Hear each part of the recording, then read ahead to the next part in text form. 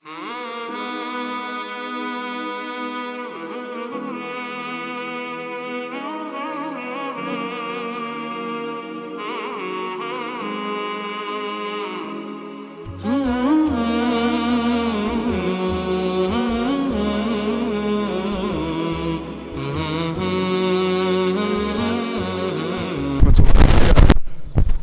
الله والحمد لله والصلاة والسلام على رسول الله وعلى آله وصحبه ومن والاه. قبل أن أبدأ أنا وإياكم في هذه الكليمة القصيرة، أنا ضيف عندكم جاي من الرياض لأجل هذه الوجوه، وعارف أني لو طقيت بيت كل واحد منكم أكرمني وتحفى بي ولا لا؟ أنتم أهل الكرم وأهل الجود. ضيافتي وكرامتي تنتظر معي بس 10 دقائق، لن أطل، ترى ما هي محاضرة ساعة ونص، هي 20 دقيقة إن شاء الله، وبعدها نقوم نتسنن سنة المغرب. وقد جلسنا في هذا المجلس المبارك الذي يباهي فيه المولى عز وجل به ملائكته. اتفقنا؟ تم ولا أقوم؟ تم. كافوا والله ذي الوجوه، أشهد الله على محبتكم فيه. ما دام ركعنا سوى الربي فجمعني وإياكم أعظم رابط، وهو رابط هذا الدين. يا غالين يا مباركون، ما هو أعظم حق؟ إنه حق الله جل وعلا الذي من أجله خلقنا ومن أجله أوجدنا. وما خلقت الجن والإنس إلا ليعبدون.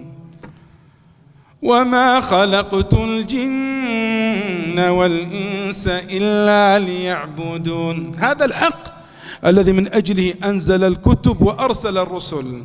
ولقد بعثنا في كل أمة رسولا أن اعبدوا الله واجتنبوا الطاغوت. هذا الحق العظيم ما قرنه المولى عز وجل إلا بحق واحد، بحق وحيد فقط. ما هو؟ حق الوالدين. وقضى ربك ألا تعبدوا إلا إياه وبالوالدين إحسانا. تأملت لعظم هذا الحق، المولى جل وعلا قرن حقه بهذا الحق العظيم، حق الوالدين. وأبغى منك وأتمنى وأطلب منك أن تتأمل معي هذه الآية، آية عظيمة عجيبة. وقضى ربك ألا تعبدوا إلا إياه وبالوالدين إحسانا. إما يبلغن عندك الكبر أحدهما أو كلاهما فلا تقل لهما أف ولا تنهرهما وقل لهما قولا كريما واخفض لهما جناح الذل من الرحمة وقل رب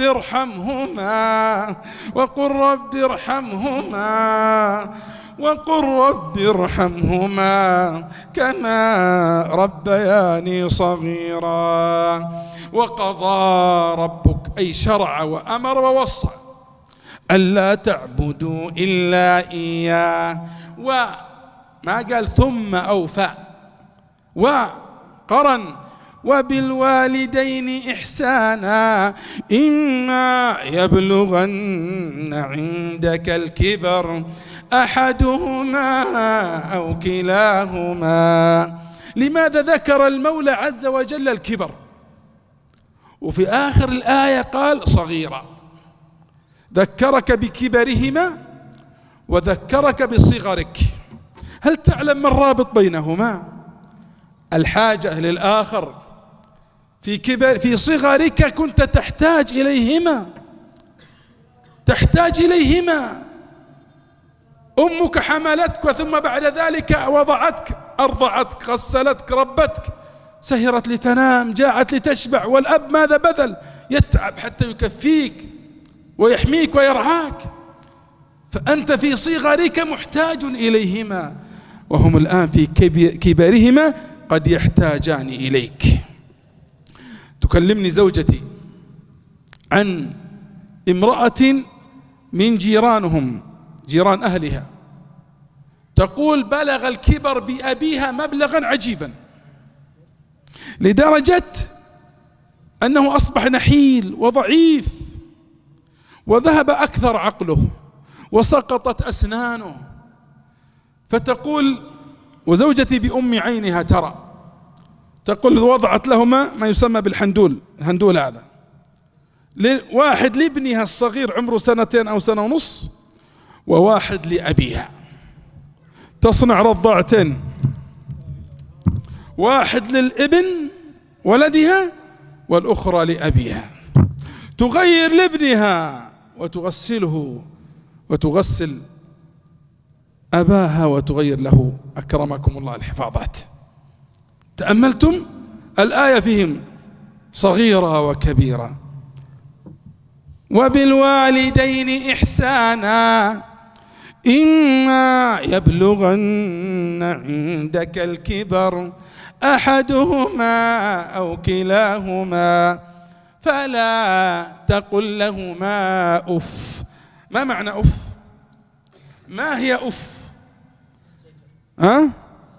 العلماء قالوا كلمة إيش؟ نهر وزجر. هل تعلم ما هي أف؟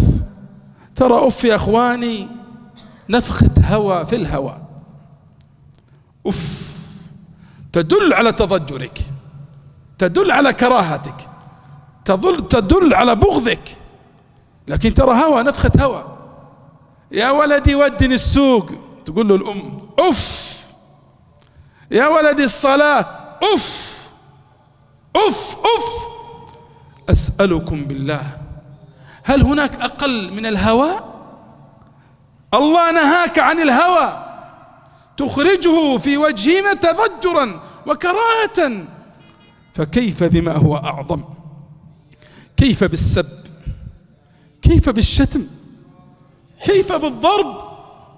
يا الله، الأم تشتم، الأم تضرب. اي والله ضربت. من ضربها؟ الذي خرج من أحشائها، الذي فدته بنفسها، الذي فدته بروحها وغذته من دمائها ثم أخرجته وغذته من ثديها، يشتمها ويضربها. اي والله مؤلم. والله لا أنسى تلك المرأة، دخلت عندي المكتب شايلة ولد متجمع على بعض، شلل منذ أن خرج من بطنها. أناظر 5 سنوات عمره. قالت لا، عمره 17 عاما. عمره كم؟ 17 سنة. 17 عاما خرج من بطني على هذه الهيئة. 17 عاما وهي ترعاه، 17 عاما تطعمه تسقيه، 17 عاما تغسل نجاسته، أكرمكم الله، وتبكي. هل تعلمون لماذا تبكي؟ تقول إذا أنا مت من يرعاه؟ إذا أنا مت من يرعاه؟ وأخرى دخلت مرة علي المكتب معها ولدها عمره 8 سنوات كفيف، منذ أن خرج من بطنها لا يرى. قالت أتمنى يشوف لو بعين واحدة وأنا عمياء. أي والله هذا فعل الأمهات، فكيف بالآباء؟ من أعجب ما قرأت أب في أحد البلاد العربية فقير شغال في مصنع، وهو يعمل في ذلك المصنع قطعت يده، فطوال أسعفوه للمستشفى، وكان في إمكانية مستشفى بفلوس طبعا أن اليد تعود، يسوونها عملية له وترجع غالبا تتحرك. رفض. هل تعلمون ما سبب رفضه؟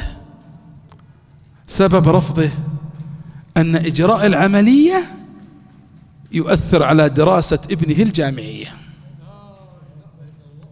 إجراء العملية هذا بيأخذ الفلوس اللي هو مخليها عشان دراسة ولده في الجامعة، ما عنده مشكلة يده تنبتر بس ولده يصير الدكتور فلان، تقطع أشلاءه بس يصير المعلم أو الداعية أو القاضي أو مهندس فلان.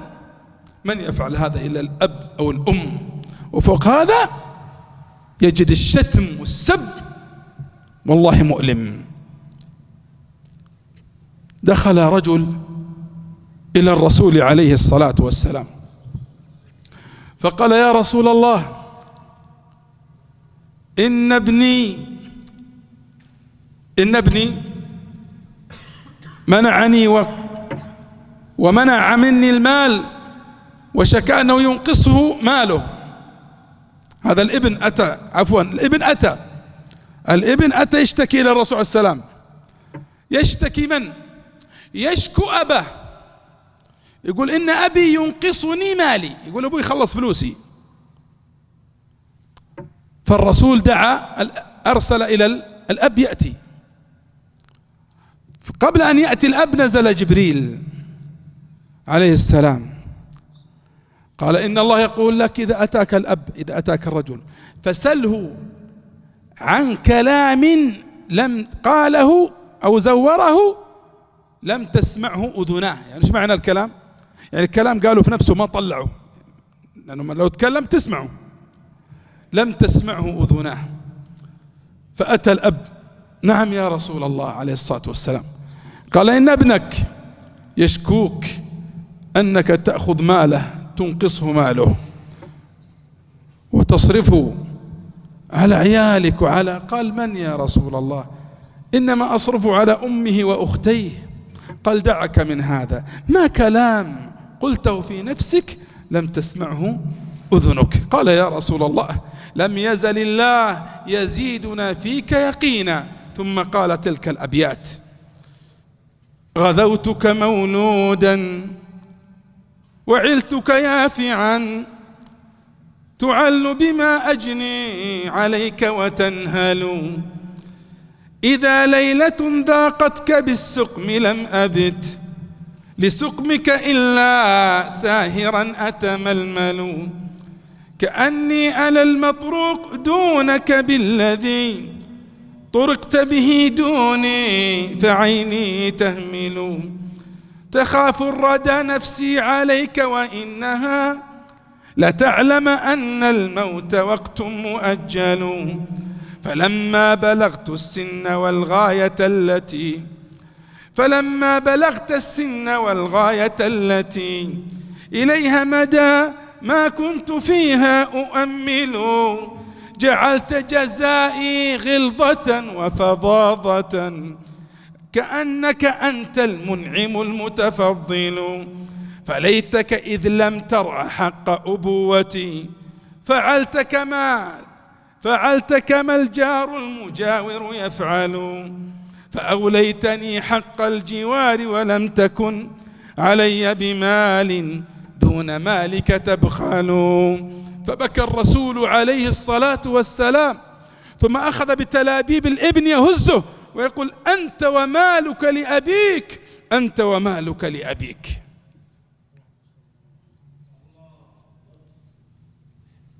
مؤلم، والله مؤلم أن كثيرا من الأبناء يرفق بالرفيق، يصدق مع الصديق، لكن الأم والصحابي يقول: يا رسول الله، من أحق الناس بحسن صحابتي؟ كلكم يعرف الحديث: أمك ثم أمك ثم أمك ثم أبوك. حقهم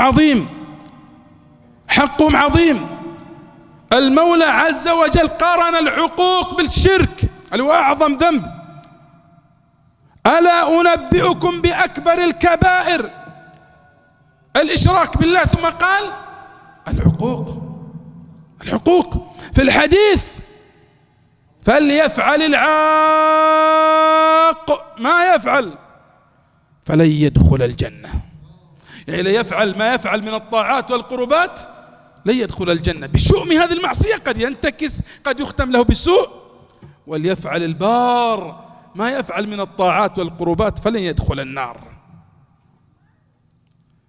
من أعجب ما قرأت في القصص، وهي من واقعنا المعاصر. قصة عجيبة، قصة تفرغت لابنها بعد موت والده، أحسنت إليه، ربته، سهرت، فعلت، بذلت. فلما كبر هذا الابن تزوج بزوجة سيئة أوغرت صدره وكرهته في أمه، لدرجة أنه آخر المطاف رماها في دار العجزة والمسنين. رماها في دار العجزة والمسنين. فمكثت 3 سنين، 3 سنوات وهي في هذا المستشفى، تتحين كل يوم أن يزورها. في آخر أيامها مرضت واشتد مرضها، فكتبت رسالة لابنها، قالت إذا جاء أعطوه الرسالة. أحد الشعراء كتب قصتها بأبيات، وكتب وصيتها صاغها في أبيات، وانتشرت معروفة. اسم الولد حمدان. فيه الأم تقول: وين انت يا حمدان، وين انت يا حمدان، أمك تناديك، وراك ما تسمع شكاية ونداية، يا مسندي قلبي على الدوم يطريك، ما غبت عن عيني وطيفك سمايا، هذه 3 سنين والعين تبكيك. العجزة، دار العجزة. هذه 3 سنين والعين تبكيك، ما شفت زولك زاير يا ضنايا، تذكر حياتي يوم أشيلك وداريك، ولاعبك دايم وتمشي ورايا، ترقد على صوتي وحضني يدفيك، ما غيرك أحد ساكن في حشايا، والأيام رضت أسهر بقربك وداريك، ما ذوق طعم النوم صبح ومسايا، يا ما عطيتك من حناني وبعطيك، تكبر وتكبر بالأمل يا منايا، لكن خسارة بعتني اليوم وش فيك، لكن خسارة بعتني اليوم وش فيك، وخلصت للزوجة وانا لي شقايا، انا ادري انها قاسية ما تخليك، قالت عجوزك ما بيها معايا، خليتني وسط المصحة وانا ارجيك، خليتني وسط المصحة وانا ارجيك، هذا جزا المعروف وهذا جزايا، يا ليتني خدامة بين يديك، يا ليتني خدامة بين يديك، من شان أشوفك كل يوم برضايا، مشكور يا ولدي وتشكر مساعيك، وادعي لك الله دايم بالهداية. حمدان يا حمدان أمك توصيك، أخاف ما تلحق تشوف الوصايا، أوصيت دكتور المصحة بيعطيك رسالتي وحروفها من بكايا، وإن مت لا تبخل علي بدعاويك، واطلب لي الغفران وهذا رجايا، وامطر تراب القبر بدموع عينيك، ما عاد ينفعك الندم ما عاد ينفعك الندم والنعاية. ماتت رحمها الله وتركت قصتها تحرق قلوب العاقين والمقصرين. إن كان أبوك أو أمك على قيد الحياة فتدارك، وإن كان غادر فألم وحسرة وندم. إي والله من منكم قد توفي أبوه؟ من منكم قد مات أبوه؟ أنا أول واحد يرفع يده. أسألك بالله، ما تتمناه قدامك تقبل قدمه قبل يده؟ أسألك بالله، إيش أغلى أمنية عندك؟ إنك تشوفه وتحضنه. يا من أمه وأبو على قيد الحياة، اعلم أنك في نعمة عظيمة نتمناها نحن. ودي أبوي قدامي، كل يوم أحط وجهي على أرجوله أشم ريحته، كل راح فقدناهم. لذلك أنت في أعظم نعمة. احرص على هذا الباب العظيم من أبواب الجنة. في الحديث الوالد والمقصود به الوالدان أوسط أبواب الجنة، فإن شئت فاحفظه وإن شئت فضيعه. أحد علماء السلف ماتت أمه فبكى بكاء مرة، قيل ما يبكيك؟ قال كان لي بابان للجنة أغلق أحدهما. واعلم يا غالي، وأختم، أنا وعدتكم ثلث ساعة طولت، احلم منه دين. ترى العقوق أو البردين في الحديث بروا آباءكم يبركم أبناؤكم. بروا آباءكم يبركم أبناؤكم. أحد مشايخ الهيئة من إخواننا اللي أنا من أعضاء الهيئة القدامى تركناها ونتمنى أعود لهذا الشرف، فأحد أحبتنا من المشايخ المعروفين لو أذكر اسمه تعرفونه، يقول أتانا بلاغ أن امرأة طردت أمها من البيت،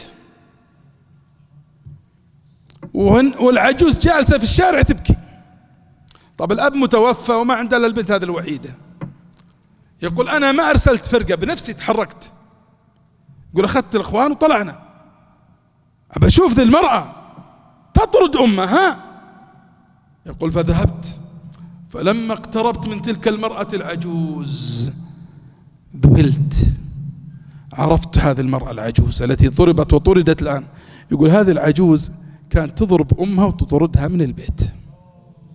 دين أحدهم أورت الزوجة صدره على أبيه لدرجة أنه ماذا فعل؟ في ثالث رابع شارع في مسجد هناك جامع في غرفة مهجورة، جاء طيب خاطر العامل وضبطوا الغرفة، حطوا أبوه فيها في غرفة المسجد. يوم كان أبوه عنده في البيت كان يمر يشوف، لما وضع أباه في ذلك الجامع البعيد نسي الأب. تمر شهرين أو 3 أشهر تقريبا مرت وقد نسي أباه. يوم العيد صلوا العيد، هم راجعين ومعه ولده عمره 8 أو 7 سنوات، فإذ بالابن يقول لأبيه يبا وين جدي؟ وين جدي؟ ودي أشوف جدي. إلا هو يقول أوه نسيته، ويدور ويروح يجي عند الغرفة، إلا الغرفة الباب حقها موارب مو مقفل، يفتح إلا ما في أحد، الفراش عليه تراب وغبار، الغرفة مغبرة. يدور للعامل وين الشيبة اللي هنا؟ قال هذا في موت 2-3 أسبوع موت. مات من 2 أو 3 أسبوع. من دفنه؟ من غسله؟ من أهل الخير والإحسان، ولده موجود. يقول قلبه عور شوي، ديور بيمشي يناظر ما لقى ولده حفيد. وين؟ رجع للولد الصغير مسكين يحاول يطوي الفراش، يبي يطويه وكسر يده. قال له ايش تبغى بالفراش؟ خله معفن. قال آخذه لك تنام عليه لما تكبر، آخذه لك تنام عليه لين تكبر. دين. والخاتمة في أحد البلاد العربية، وابن بلغ به العقوق مبلغا سجن أبوه في القبو، سجنه في القبو ومنعه من الخروج ويعطيه فضلات الطعام. مهما فعل بك أبوك من التقصير لا يصل بك الأمر أن تقصر معه. أعطيه حقه، وإن كان قصر في حقك فمن البر أن تعفو، أو يوم القيامة عند الله تجتمع الخصوم. لكن قصر في حقك لا تقصر في حقه.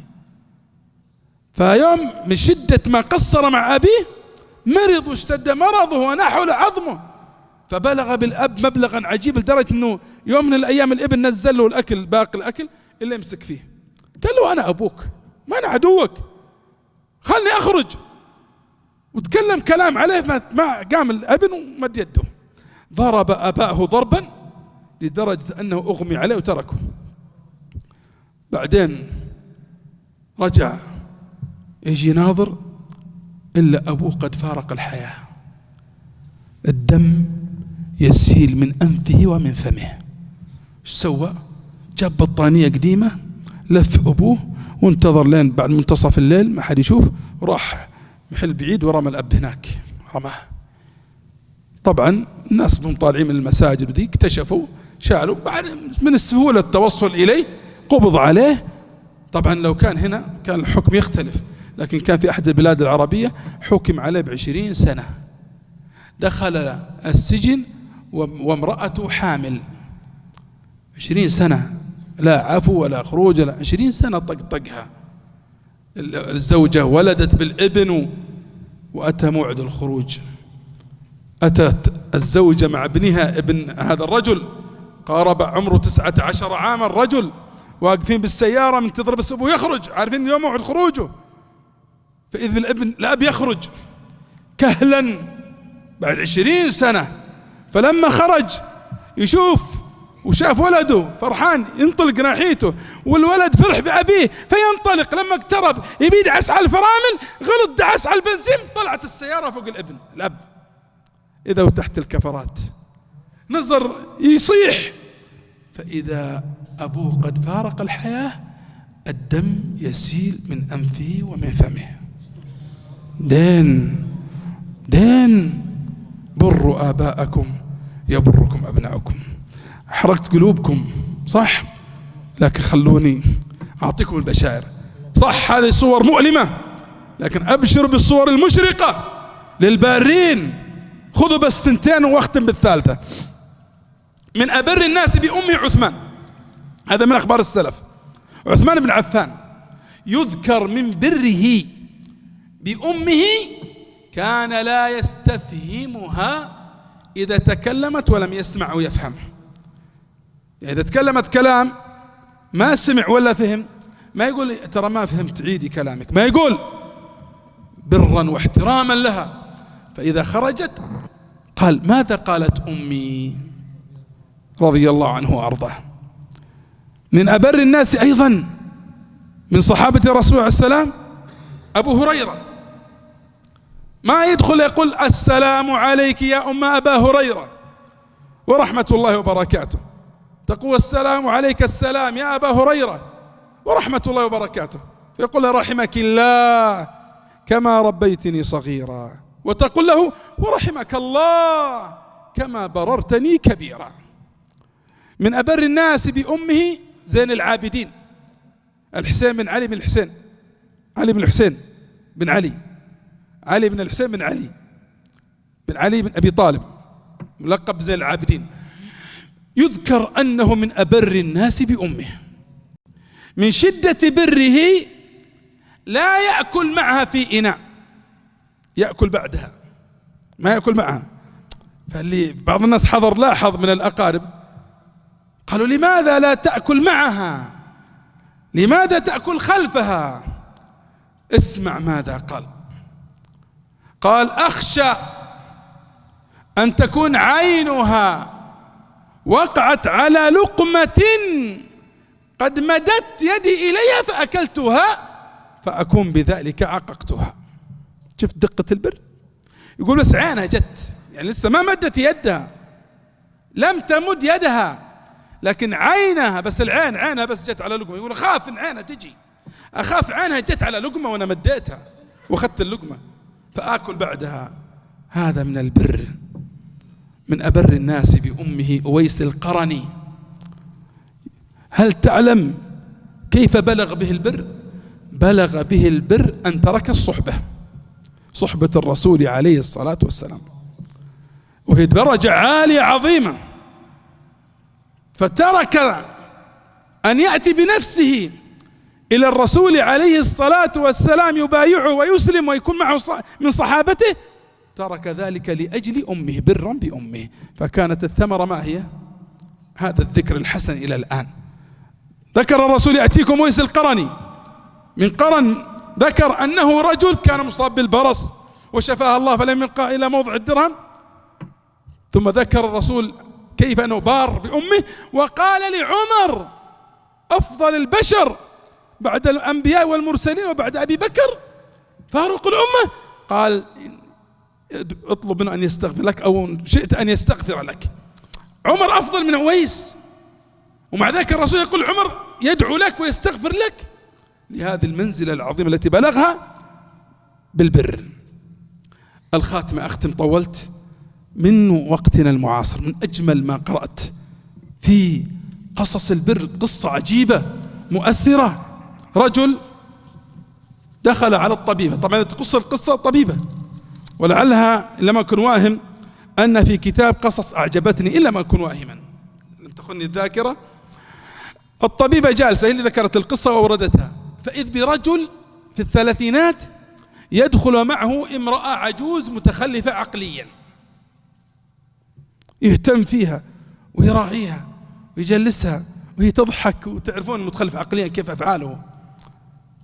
نعم، قال أمي تعبانة، ما أدري حرارة، ما أدري شوف إيش المشكلة. قالت أمك؟ قال نعم أمي.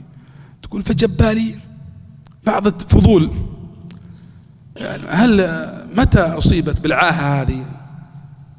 هي توقعت أنه بيقول لها 2 3 سنوات. قال من صغرها. من صغرها؟ قال نعم كذا. طب كيف جابتك؟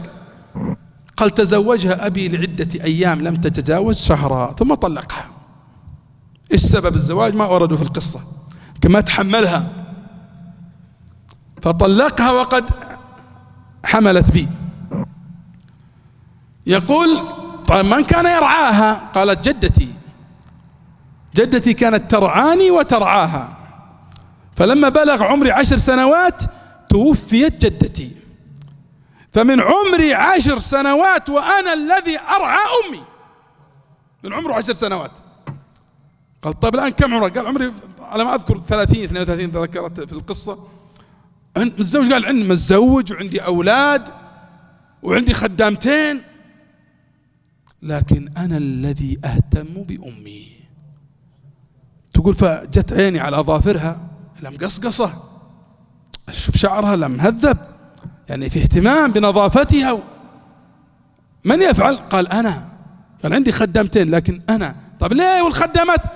قال أمي ما تعرف تشكو، إن أتاها أذى ولا أحد آذاها ولا أساء إليها فأخشى أن من الخدامات يسيئون فلا تشكو، أنا اللي أهتم بأمي، أنا اللي أنظف ألبس أروش أفعل. تقول أنا أتكلم معاه تقاطعنا العجوز، أبغى فشفاش، أبغى فشفاش. عارفين الفشفاش حق الأطفال؟ قال أجيب لك فشفاش وعصير، أجيب لك عصير. تناظر فيه، تقول بتجيب لها؟ قال لي أجيب لها أمي هذه، أجيب لها اللي تبغى، لو تبغى عيوني طلعتها. قالت أبى أروح مكة. قال أوديك مكة. تقول فناظرت فيه، توديها مكة؟ قال يوديها مكة. وش الفائدة توديها مكة؟ قال أوديها وين ما تبغى، هذه أمي لعل الله يطلع ماذا أفعل معها فيغفر لي ويغفر لها ويرحمنا أجمعين. توديها مكة؟ قال وديها مكة. تقاطعني وتقاطعه، أبغى البقالة. قال أوديك البقالة. جيب لي كذا، أجيب لك اللي تبغين. بتجيب لها؟ قال أجيب لها اللي تبغى. هذه أمي، هذه أمي. ويمسح عنها تقول يحاولها وينتبه لها، خايف عليها، وهي والله ما درت عنه. خرج من عندها مع أمي بعد ما كتبت العلاج جلست تبكي. تقول الدكتورة هذه، تقول يا الله أعجب من بره بأمي وهي ما تدري هو من.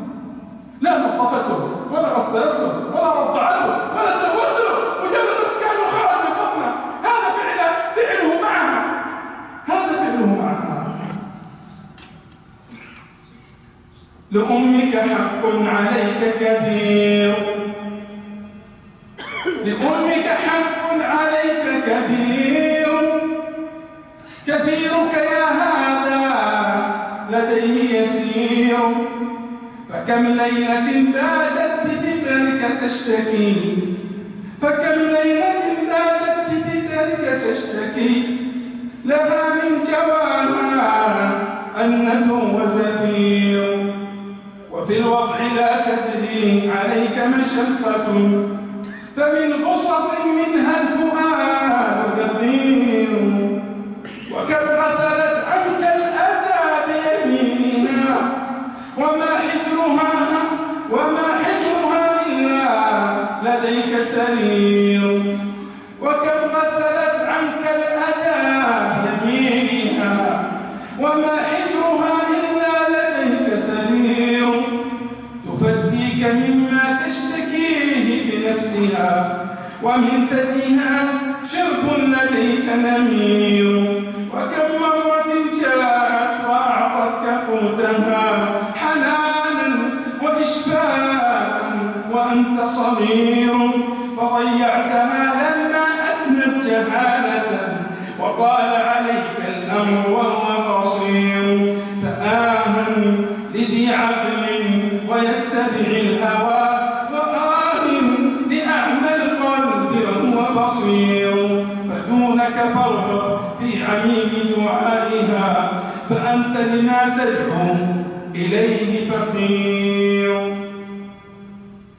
أطلت عليكم، تجاوزت ما قلت، لكن هي رسالة لي ولكم يا غالين يا أحبة. كما قلت، من كان والداه على قيد الحياة، من الليلة ابدأ صفحة جديدة معه، من الليلة صفحة جديدة من القربة والبر والطاعة والمحبة والتفاني والتذلل، وأبشر بالخيرات، أبشر بالبركات، سوف تراه في نفسك، في مالك، في ذريتك. ومن كان والدا تحت التراب فعظم الله أجري وأجره، لكن أبشر، ترى البر لم ينقطع. كنت من المقصرين في حياتهما فاجتهد في برهما بعد موتهما، بالدعاء لهما، بالصدقات عنهما، بالأوقاف عنهما. إذا كان لديك الماء والجلد، في الحديث إذا مات ابن آدم قطع عمله إلا من ثلاث: صدقة جارية، أو علم ينتفع به، أو ولد صالح يدعو له. كن بارا بوالديك في حياتهما وبعد موتهما. اللهم يا من عز فارتفع ودان لعظمته بلا شيء وخر، يا رب العالمين يا ذا الجلال والإكرام. اللهم من كان والداه على قيد الحياة فأمد في عمرهما على طاعتك. اللهم ارزقه بالرحمة، اللهم ارزقه بالرحمة، اللهم ارزقه بالرحمة. من كان في هذا المكان مقصرا في حق والديه، اللهم رده إليهما ردا جميلا، اللهم رده إليهما ردا جميلا. ربا اجعله لا يخرج من هذا المكان إلا وقد مننت عليه بتوبة نصوحة، واجعلته من البارين يا رب العالمين يا ذا الجلال والإكرام. اللهم من كان من والدينا تحت التراب فاغفر ذنوبهم ونصر عيوبهم وتجاوز عنهم. اللهم اجعل قبورهم روضة من رياض الجنان ربا، وتجاوز ما كان منا في حقهما من تقصير يا رب العالمين يا ذا الجلال والإكرام.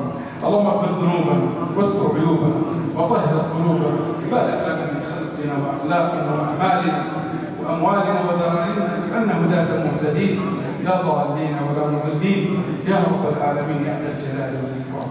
اللهم أدم علينا نعمة الأمن والإيمان في بلادنا وسائر بلاد المسلمين.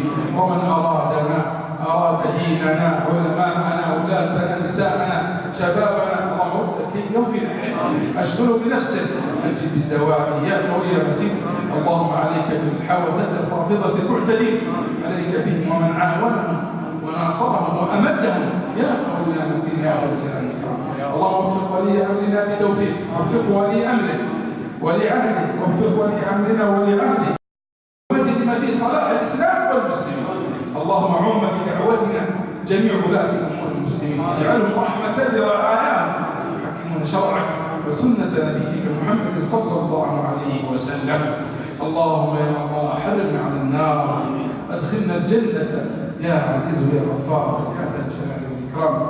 الشكر لله عز وجل سهل اللقاء وأجلسنا بين هذه الوجوه، ثم الشكر لهذا المكتب المبارك مكتب التعاون لتندحة على حسن ظنهم وترتيبهم وتنسيقهم وقيامهم على هذا البرنامج هذه المحاضرات. نسأل الله عز وجل أن يبارك فيهم ولهم وعليهم. ثم الشكر لكم أنتم على حضوركم وحسن إنصاتكم. أسأل المولى عز وجل يجعل عاجل بشراكم قوموا مغفورا لكم، قد بدلت سيئاتكم حسنات، والثمرة الأخرى هناك أن تتلذذون برفقة سيد ولد أدنان ورؤية وجه الرحيم الرحمن في أعالي الجنان. والله أعلم وأجل وأحكم، وصلاة وسلاما على النبي الأكرم.